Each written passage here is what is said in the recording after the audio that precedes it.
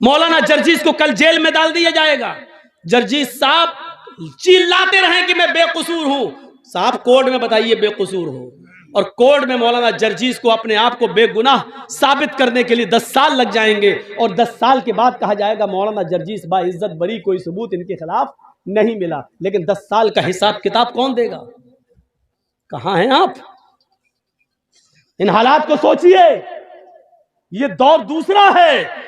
ये समझो कि ये दौर क्या है, एक घाट पर, घाट समझते हैं ना, एक घाट पर शेर और बकरी दोनों पानी पी रहे हैं।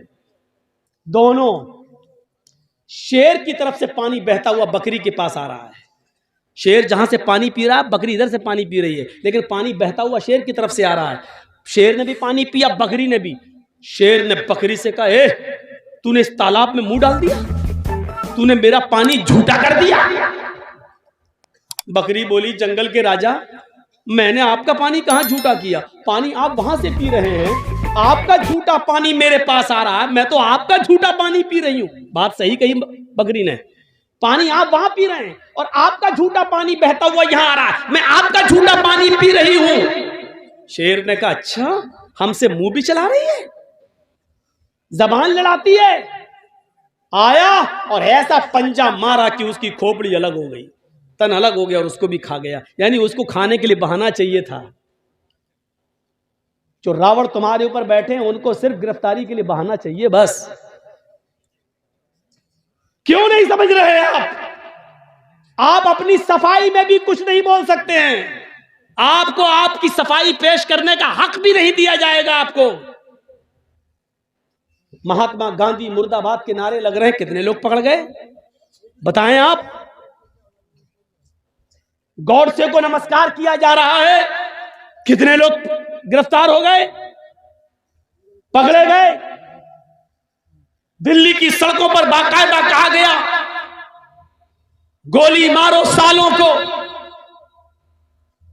जिन लोगों ने ये नारे लगाए, कितने लोग गिरफ्तार हुए? और गिरफ्तार कौन हुए?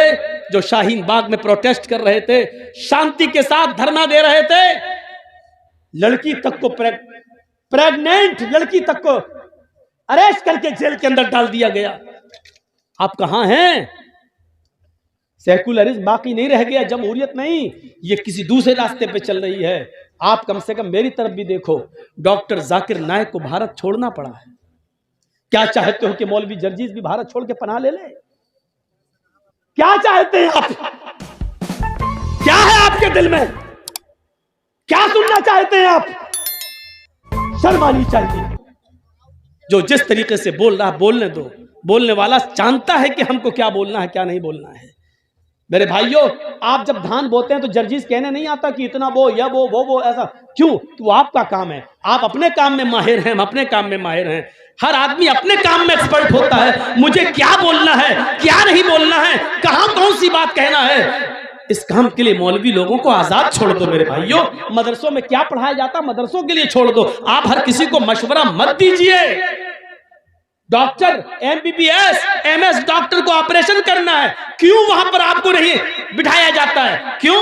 आप नहीं देख पाएंगे। जब आपकी बीवी का, आपके बेटे का ऑपरेशन होगा तो आप कहेंगे साहब इतना नहीं इतना काटो, इतना नहीं इतना काटो। डॉक्टर के काम में डिस्टर्ब होगा, इसलिए डॉक्टर ऑपरेशन थिएटर के अंदर, ओटी के अंदर अकेले सिर्फ अपने कर्मचारी को लेके, अपने असिस्टेंट को लेके जाता है, किसी को लेके नहीं जाता है। अब आप डॉक्टर से कहेंगे साहब कान यहां से यहां तक चीरना, यहां पर्दा उसका ऐसा है, आपको भगा देगा, भाग जाओ कहीं और जाके इलाज करा लो, सरकारी हॉस्पिटल में चले जाइए। तो आप हर किसी को मशवरा नहीं दे सकते हैं। आप किसी मौलवी को मशवरा मत दीजिए, मौलवी एक्सपर्ट होता है। और फिर मुझे तो 20 साल का तजर्बा है, मुझे अच्छी तरीके से मालूम हो गया है कहां क्या बोलना चाहिए, कहां क्या नहीं बोलना चाहिए।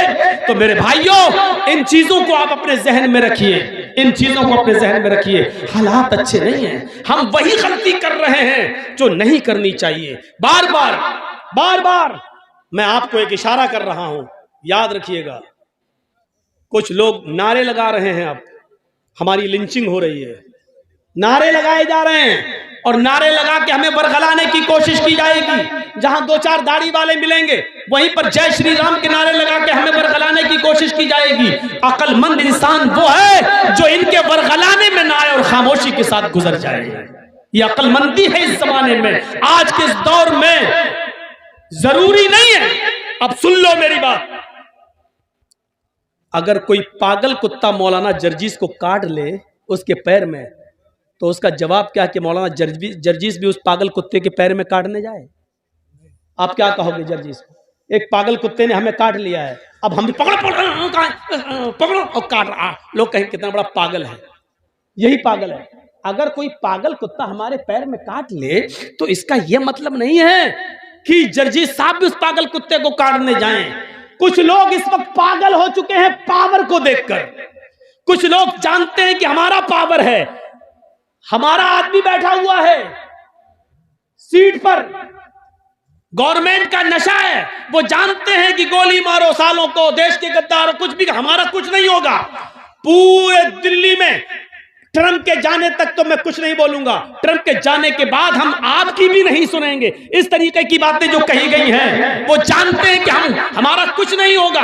मेरे भाइयों सुन लीजिए आप, ये हालात बना दिए गए हैं, ऐसे मौके पर खामोशी का मुजाहिरा कर रही है आप। कुछ कुत्ते पागल हो गए हैं, पागल नशा है उनको कि हमारे ऊपर किसी का हाथ है। अब इस पागल कुत्ते को अगर आप समझ जाएं तो पूरी तकरीर कामयाब है। मैं नाम नहीं लूंगा, सॉरी, माजरत के साथ, आप मुझे आइंदा बुलाएं या ना बुलाएं, मैं नाम नहीं लूंगा। लेकिन इस पागल कुत्ते को अगर आपने समझ लिया तो समझ लो कि पूरी तकरीर समझ गए आप। मेरे भाइयों, अगर कुछ पागल कुत्ते हमारे पैर में काट लें तो इसका यह मतलब नहीं है कि हम भी उस पागल कुत्ते को काटने जाएं। हाथी चलता रहता है, कुत्ते भौंकते रहते हैं। अब हाथी अगर उन कुत्तों के भौंकने पर पीछे मुड़ मुड़ के देखने लगे तो हाथी अपनी मंजिल तक कभी नहीं पहुंच पाएगा। तुम्हें अपनी मंजिल पर पहुंचना है। हाथी चल जा रहा है, वो पीछे मुड़ के नहीं देख रहा है, क्योंकि वो जानता है कि इनकी आदत भौंकने की है, ये भौंक भौंक कर खुद ही थक जाएंगे। हाथी अपनी मंजिल को पा लेता है। मुसलमानों, तुम्हें अपनी मंजिल तक जाना है।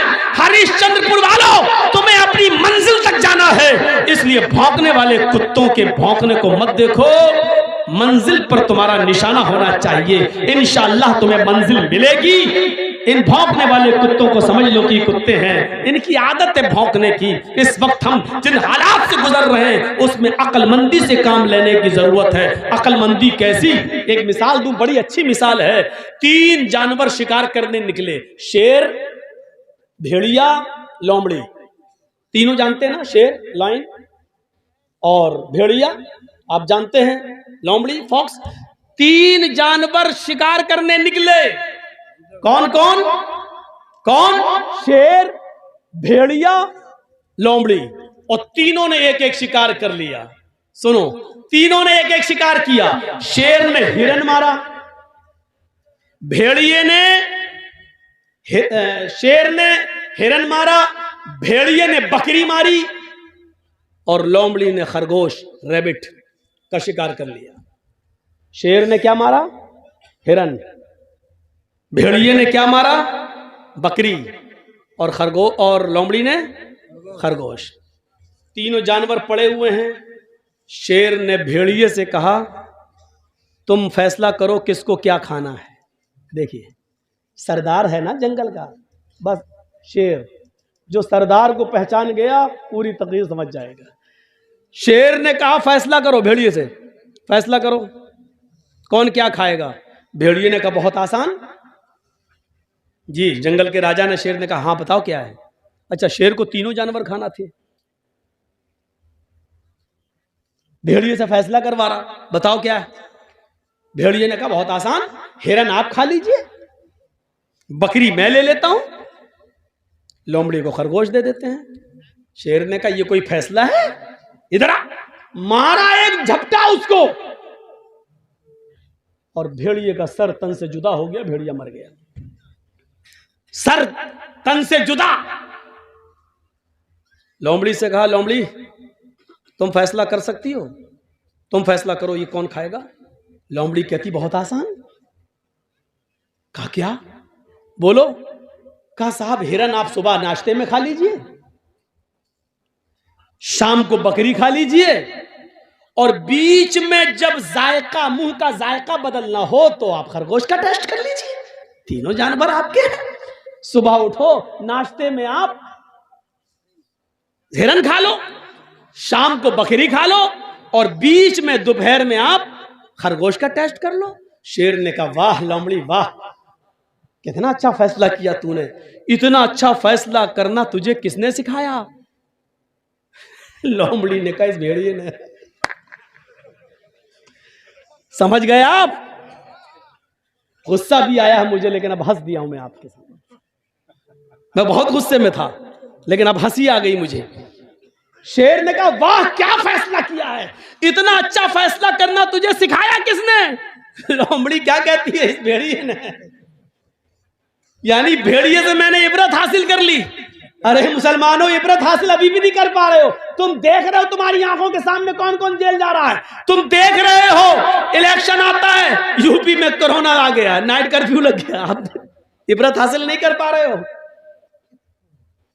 अब जब हमारा शेर को समझ गए ना, हमारा शेर जब देख लेगा यूपी में हम हार रहे हैं, तो ऐन मौके पर इतना भयानक कर्फ्यू लगाएगा, यूपी में हो सकता है कि 3-4 महीने के लिए इलेक्शन टल भी जाए। आप नहीं जानते, क्योंकि सरदारी तो शेर की चलती। वो चाहता सब कुछ, जैसे ये लोमड़ी, वो चाहता तो तीनों जानवर हमें मिले, ऐसे हमारा शेर चाहता सब कुछ, हर सूबा हमारा रहे, अंध दंड हेरा फेरी सब। आपने देखा जैसे इलेक्शन करीब आए, अखिलेश के करीबी लोगों के ऊपर सीबीआई के छापे आने लगे, ईडी के छापे पड़ने लगे। यही हाल आपके बंगाल का भी था। जैसे जैसे इलेक्शन करीब आए, देखा कैसे छापे मारे गए, सबको इस्तेमाल करके देखा गया। आप अक्लमंद थे, अक्लमंदी का सबूत दे गए। बिहार वाले बेवकूफ थे बेचारे, पागलपन का सबूत दे के मर मिटे। दुआ कर देता हूं अल्लाह यूपी के मुसलमानों को भी बंगाल के मुसलमानों से अक्लमंदी सीखने की तौफीक अता फरमा दे। बस ये दुआ ही कर सकता हूं। बस मेरे भाइयों, मैंने बहुत कुछ कह दिया है, बल्कि सब कुछ कह दिया है। कल इसी बात को कट कर करके जी हिंदुस्तान दिखाएगा। देखो कैसे डरा रहा है ये मौलवी, कैसे डरा रहा है मौलवी। इनको नित्यानंद पंडित का बयान नहीं सुनाई देता है, वो कैसे डरा रहा वो नहीं दिखाई देता है। इसको जो नारे बीजेपी के नेता लोगों ने लगाए हैं दिल्ली में, वो नहीं सुनाई देते। मौलाना जर्जीस बोल रहा है बंगाल में, और ये दिखा रहे हैं यूपी में। साहब 6 महीने तक जर्जीस साहब जब तक इलेक्शन नहीं हो जाए यहाँ कोई जलसा नहीं कर सकते। लीजिए, मेरे घर नोटिस आ गया, मेरे पास पाबंदी आ गई। अरे भैया दीनी जलसे तो करने दो, मुझे किसी के स्टेज पे मत जाने दो। दीनी जलसे तो करने दो। साहब दीनी जलसे भी नहीं करने देंगे। ये तो ये कहो कि जुमे पे इनकी हुकूमत नहीं चलती, वरना ये तो कहते जुमा भी नहीं पढ़ाने देंगे। अब जुमा पढ़ने के लिए मैं जिस मस्जिद में जाता हूँ, वहां के लोग कहते हैं मौलाना जुम्मे में आप ही पढ़ाइए। अब जो मौलाना बेचारा कुछ पढ़ाना ही नहीं चाह रहा है, वो कह रहा आप पढ़ा। जुमा तो हमें कहीं ना कहीं पढ़ना ही है। जब हम वक्त से पहले पहुंचते हैं जुमा पढ़ने के लिए, तो आदमी जिस मस्जिद में भी चला जाऊं, मौलाना साहब आप आ गए तो हमारी खुश नसीबी है, पढ़ा दो। अब उनको थोड़ी मालूम है कि हम किस मस्जिद में जा रहे हैं जुमा पढ़ने। जुमा पढ़ा देता हूं मैं, जुमा पढ़ा देता हूं। पाबंदी लगाई है तो तकरीरों पे ना लगाई है, जलसों पे, जुमे पे थोड़ी लगाई है। तो मेरे भाइयों, हमें जो कुछ कहना होगा जुमे के खुतबे में कह देंगे, इशारों ही में सही। तो आप फैसला करना सीख जाइए, इबरत लेना सीख जाइए, कम से कम थोड़ी देर के लिए लोमड़ी बन जाइए। आपको मालूम है कि आपका मुकाबला किससे है। लोमड़ी से पूछा, वाह इतना अच्छा फैसला करना तुझे किसने सिखाया? उसने कहा भेड़िए ने। यानी भेड़िए ने ये फैसला किया और उसका अंजाम मैंने देख लिया, इसलिए मेरा भी अंजाम ना हो, इसलिए मैंने भेड़िए से ये इबरत हासिल कर ली। जो लोग जेलों में जा चुके हैं, जो लोग काटे जा चुके हैं, जो लोग जेलों में चल रहे हैं, मुसलमानों उनसे इबरत हासिल कर लो, उनसे इबरत हासिल कर लो और अपने आप को मसलिहत के साथ, दूरअंदेशी के साथ आप काम करिए। मैं मना नहीं कर रहा हूं, बोलिए, हक बात बोलिए, डंके की